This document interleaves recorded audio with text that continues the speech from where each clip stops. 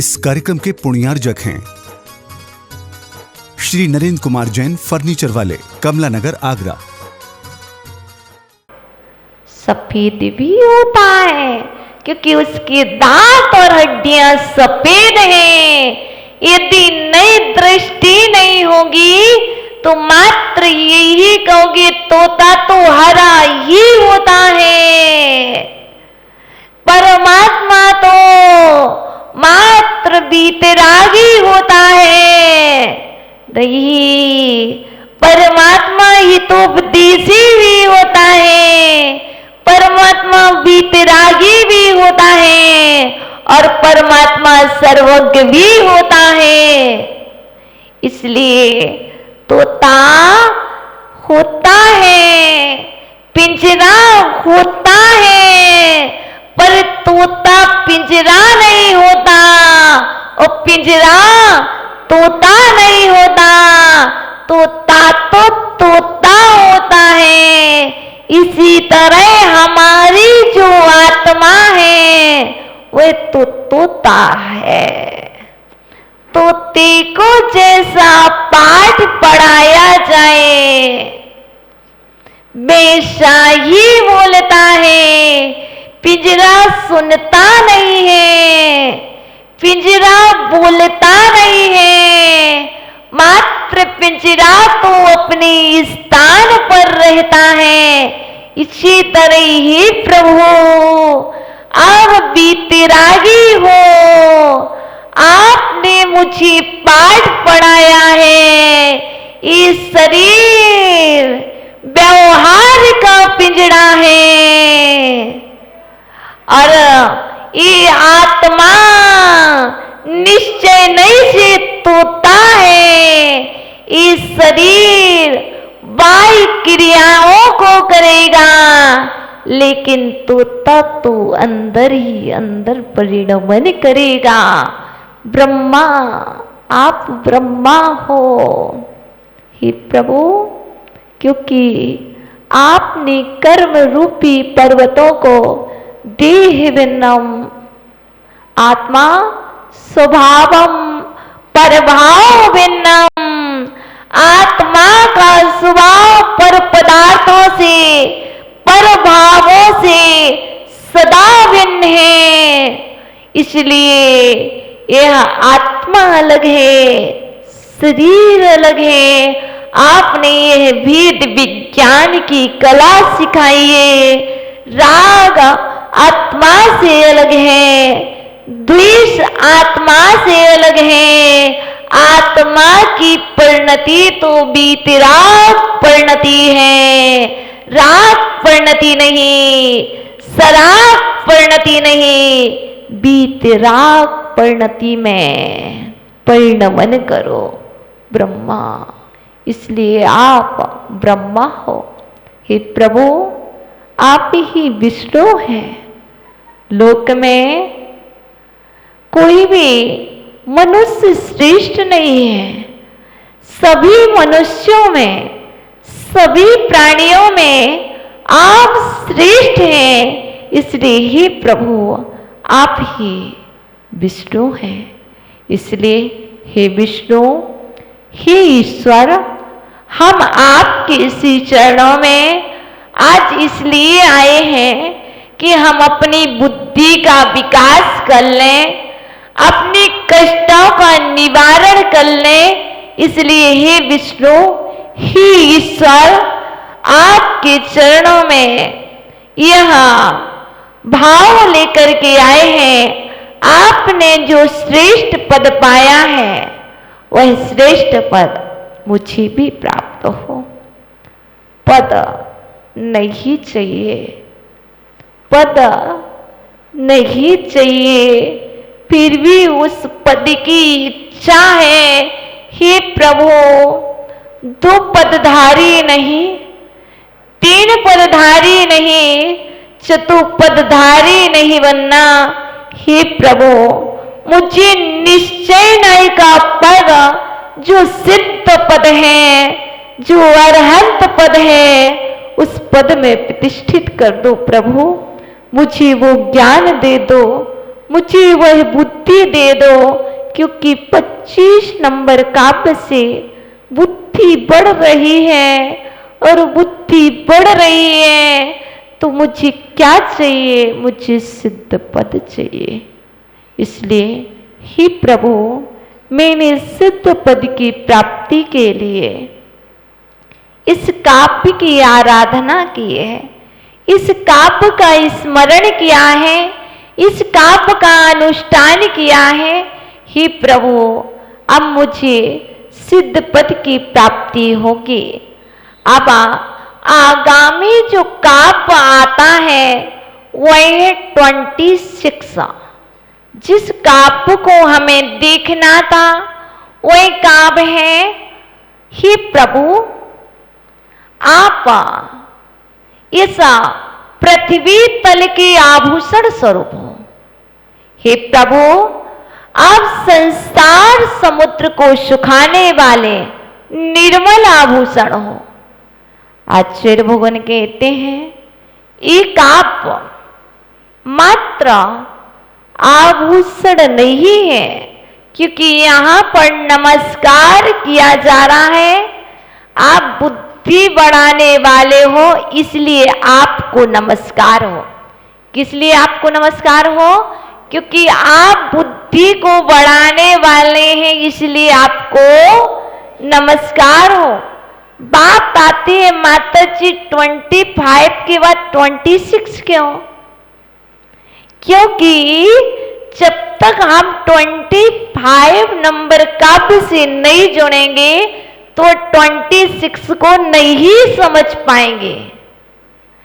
उसको समझने के लिए पूर्व सूत्र को समझना बहुत अनिवार्य होता है। तो अभी कहा था, इसलिए आपको नमस्कार हो, आप श्रेष्ठ पुरुष हैं, इसलिए विष्णु। अब आगे कह रहे, इसलिए आपको नमस्कार हो। मेरे सिर में दर्द हो रहा है, इसलिए आपको नमस्कार हो। कब कह रहा? मैं नहीं कह रही हूं, क्योंकि मुझे सिद्ध पद चाहिए है, और सिद्ध पद जब तक नहीं मिला है तब तक मेरे सिर में दर्द है, और सिर में दर्द है। इसलिए मैं 26 नंबर का आपको नमस्कार कर रहा हूं। तो आचार्य भगवान कहते हैं, इस सिर दर्द तो बाहर का है, ये सिर दर्द अंदर का नहीं है, और बाहर की पीड़ा अंदर की पीड़ा नहीं है, और अंदर की विशुद्धि बाहर की शुद्धि नहीं है। इसलिए आप सिर दर्द पर ध्यान ना दें, आप सिर दर्द पर ध्यान ना दें, आप तो भक्तामर स्त्रोत पर ध्यान दें। तो ब्रह्म नमस्त्र भुवनार्ति हराय नाथा। क्या? तो ब्रह्म नमस्त्रि भुवनार्ति हराय नाथ, आरती हराया, हे पीड़ाओं को हरने वाले। क्या? तो ब्रह्म नमः, तो ब्रह्म त्रिभुवना, त्रिभुवन आरती हराई, तो ब्रह्म नमः। हे प्रभु, तीनों लोकों की पीड़ा को हरने वाले, तीनों लोकों की दुखों को हरने वाले, आपके लिए नमस्कार हो। हे प्रभु, आपको ये नमस्कार करने से, आपको यदि नमस्कार करते हैं तो मेरी पीड़ाओं का निवारण हो जाता है, मेरी बीमारियों का निवारण हो जाता है। तो फिर क्यों नहीं, यदि मैं आपको नमस्कार कर रहा हूं तो मेरी संपूर्ण पीड़ाएं, जो भी पीड़ाएं हैं, वह संपूर्ण पीड़ाओं का निवारण होना चाहिए, होगा। विश्वास रखना। सिद्ध पद तभी मिलेगा तुम्हें जब तुम्हारी ये पीड़ाएं नष्ट हो जाएंगी। जब तक पीड़ाएं नष्ट नहीं होंगी तब तक तुम सिद्ध भी नहीं होगे। और प्रभु कह रहे हैं, सिद्ध पद मिलता है धीरे धीरे। मोक्ष पदा मिलता है धीरे धीरे। जैसे जैसे तुम्हारी ये पगा, तुम्हारी ये भाव विशुद्धि बढ़ती जाएगी, वैसे ही तुम सिद्ध होते जाओगे, वैसे ही तुम्हारी पीड़ाएं कम होती जाएंगी। कितनी कम हुई है ये स्वयं अनुभव करो। दिखने में लगता है कि पीड़ा बढ़ रही है, वस्तुतः वह पीड़ा कर्म है। पीड़ा बीमारी नहीं है, पीड़ा रोग नहीं है, पीड़ा कष्ट नहीं है, पीड़ा तो इष्ट से मिलाने वाली है। यदि पीड़ाओं के समय समता रख ली, धैर्य रख लिया, तो वह पीड़ा आपको परमात्मा से मिला देगी, वह कष्ट तुम्हें इष्ट से मिला देगा। यदि कष्ट के समय रुदन कर लिया, कष्ट के समय रुदन कर लिया, तो वह कष्ट तुम्हें नीचे ले जाएगा, किसी और से मिला देगा। यदि इष्ट से मिलना है, ईश से मिलना है, तो शीश में विकल्प नहीं होना चाहिए। ईश से मिलने के लिए शीश को निर्विकल्प रखना होगा। जब तक शीश निर्विकल्प नहीं होगा, तब तक ईश शीश में निवास नहीं करेगा। ईश शीश में निवास तभी कर सकता है जब तुम उसे दूर हटा दो। पीड़ा नहीं है, पीड़ा नहीं है, ये पीड़ा तो कर्म है। ये पीड़ा जा रही है। जो आया है वह जाएगा, जो आया ही नहीं है वह जाएगा कैसे। देखो, एक व्यक्ति एक कमरे में था, एक व्यक्ति एक कमरे में था, उस कमरे में 3 दिन से बैठा है, विकल्प नहीं है। लेकिन जैसे ही एक कोई दूसरा व्यक्ति आता है और बोल देता है इस कमरे में सांप है, 3 दिन से व्यक्ति बैठा है, शांति से बैठा है, कोई विकल्प नहीं है शीश में, ईश का स्मरण कर रहा है शीश से। लेकिन जैसे ही दूसरा व्यक्ति आता है और कह देता है इस कमरे में सांप है, बताइए उसके शीश में ईश रहा कि उसके शीश में सांप रहा। और जैसे ही कमरे का सांप उस व्यक्ति के मस्तिष्क में पहुंच गया, वह अपने ईश से दूर हो गया। अभी तक हानि नहीं हो रही थी, अभी तक हानि नहीं हो रही थी, अब हानि होना प्रारंभ हो गया। सांप है, सांप है, पर सांप कहाँ है? कमरे में है। सांप शीश में नहीं है, कमरे का सांप दिख नहीं रहा, फिर भी हमने उस सांप को शीश में बिठा रखा और हम अपना अहित करना प्रारंभ कर देते हैं। हे प्रभु, आप कहते हो सिर की पीड़ा दूर होती है, पर वह पीड़ा कैसे दूर होगी? क्योंकि आपने कहा है तुभ्यम नमस्ते भुवनार्ति हराय नाथ, आप पीड़ाओं को हरने वाले हो। हे प्रभु, क्या मात्र में इस श्लोक को पढ़ूं और मेरी पीड़ा हर जाए? मैं इस श्लोक का स्मरण करूं और मेरी पीड़ा मुझसे दूर हो जाए? प्रभु कहते हैं व्यवहार नए में बाहर में इस श्लोक पढ़ना होगा, लेकिन अंदर से तुम्हें अपने शीश से वह विकल्प को निकालना होगा। विकल्प को रख करके इस श्लोक पढ़ोगे तो कुछ भी होने वाला नहीं है। देखो, बुखार है, सर्दी है, औषधि का सेवन कर रहे हो और उसके साथ भी घी का सेवन कर रहे हो। बताइए, मुझे डायबिटीज है, औषधि प्रतिदिन ले रहा हूं, उसके बाद भी मैं शुगर भी सेवन कर रहा हूं।